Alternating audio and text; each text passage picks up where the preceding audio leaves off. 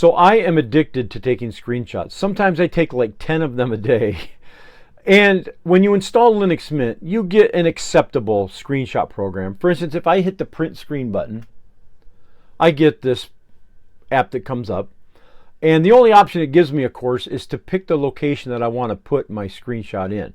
And you'll notice it gives me a screenshot of both of my monitors. So it's a pretty huge file. But if I wanted to just take a screenshot of, like, say, my left monitor, or even just a small portion, it doesn't give me that option. So it's an acceptable program. It works fine. I just know that there's something better. So for the last year or so, I've been using a much better program for screen capture.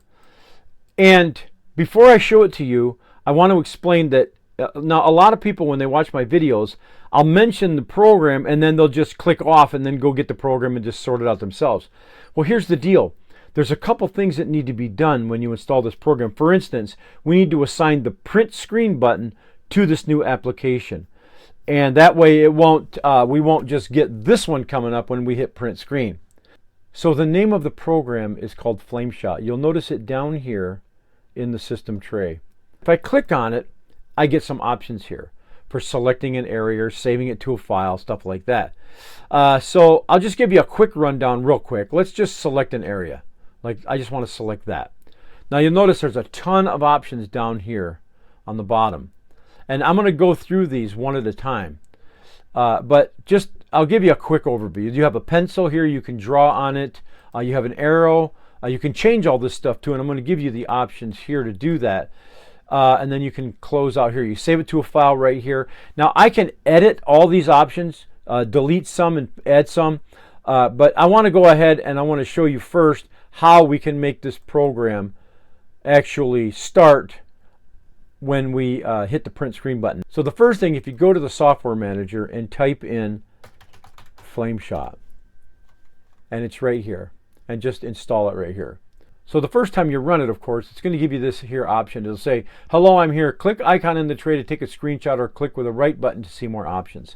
So once it's in the tray, there's a couple things we want to happen. We want it to open up when we hit the print screen, but we also want this to show up in the tray when we start Linux. So if we right click on it, left click configuration. Now I'm going to go through all this stuff in a little bit, but let me go over here to general, and right here where it says launch at startup right here. So if you click that and then just close that, now it will launch on startup. But there's something else that we have to do with the print screen button. So to stop this program from coming up when we hit print screen, so we're going to go here and type in keyboard. And then here we're going to hit the tab that says shortcuts. And then over here, on the left it says system. We're going to click on that and open up screenshots and recording. And then right here on the right it says keyboard shortcuts. It says take a screenshot. Click on that, and down here we have the print button. Okay, so what we want to do is we want to change that.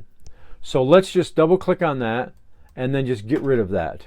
Hit the backspace after you double click and you wipe out where it says print. Okay, so now that's done. What we want to do is add a custom shortcut. Okay, so we add here on this button right here, custom shortcut. And we're going to type in Flameshot.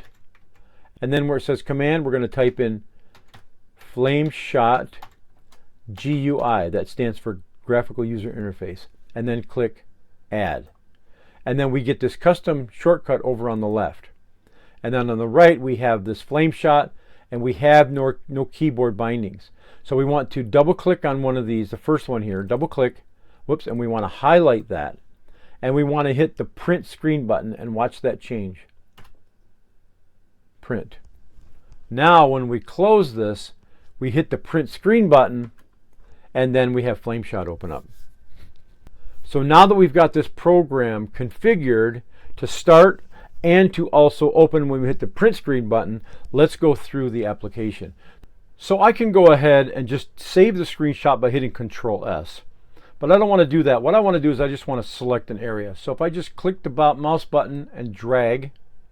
So let me show you some of these real quick. I'm not going to give you real deep details because they're really self-explanatory. For instance, we have here the very first one. right? It's a pencil tool. Whoops.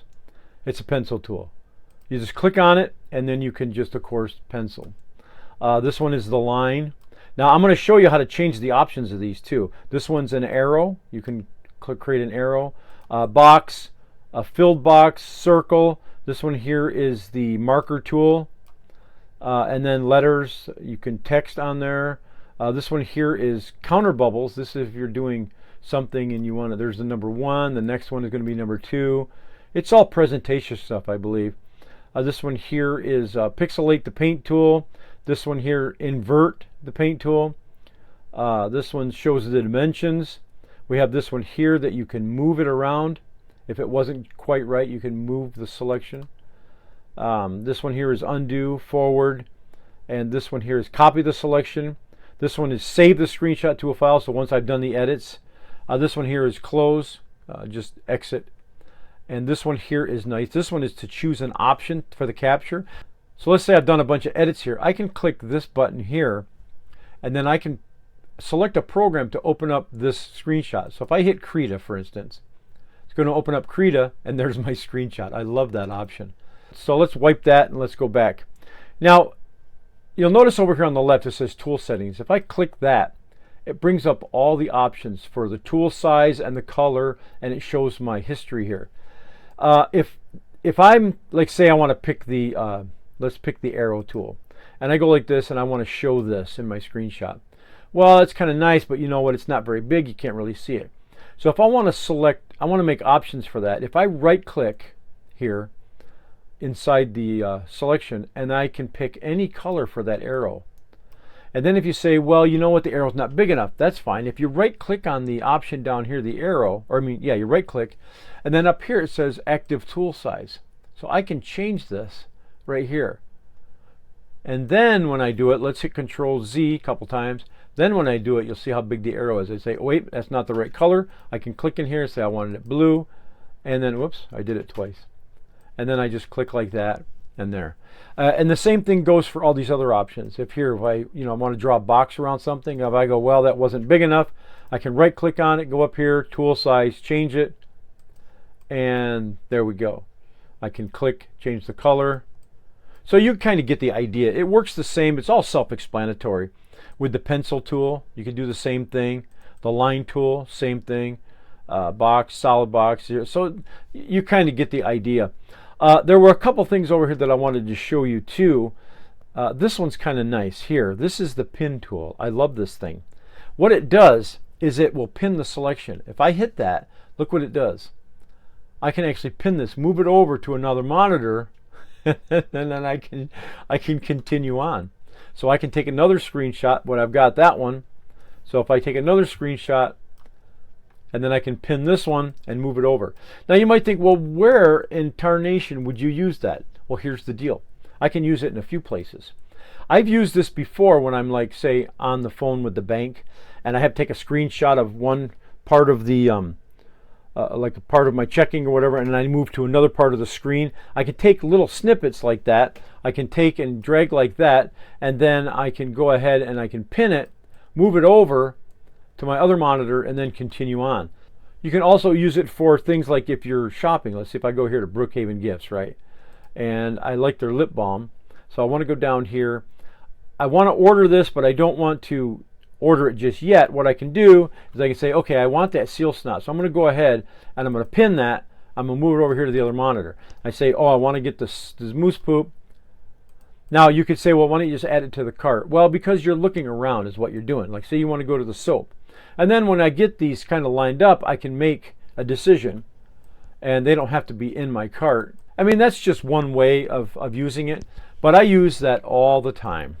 And then you'll notice here are my pins. And if I right click on them, I can just hit close. I can close each one with just a right click. I love that option. Now let's go back here to this. So you pretty much, I think you pretty much get the idea of how this tool settings work. Changing the tool size and the color and whatnot.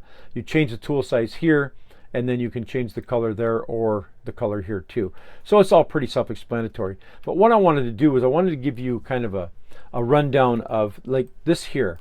If this is overwhelming and you're not going to use a ton of these, let me show you what you can do. If you right click on it in the tray, left click on configuration. Okay, so you have the option here where it says button selection.